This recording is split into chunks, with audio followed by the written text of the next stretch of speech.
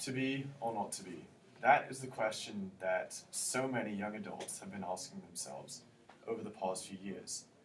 Suicide amongst young adults is a growing epidemic and is quite a problem in our country, with 6% of college students in undergraduate positions having considered suicide recently, and 1 in 12 has actually considered, or they've actually, made a plan to do so, to actually commit suicide.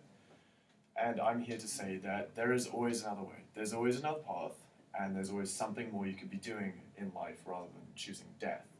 We're going to say that through the words of Shakespeare.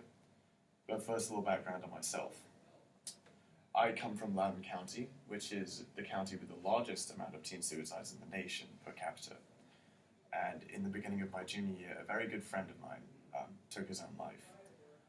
So, without further ado, in the play Hamlet, Hamlet is confronted by the idea that his father was killed, and he has to take revenge. He has to kill his father's murderer.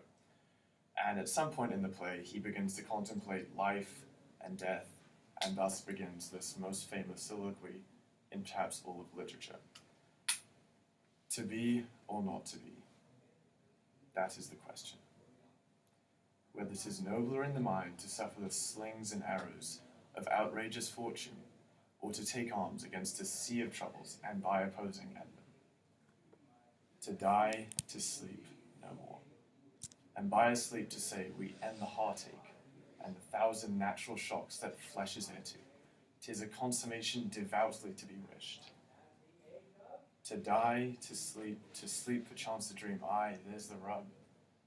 For in that sleep of death, what dreams may come, when we have shuffled off this mortal coil, must give us pause.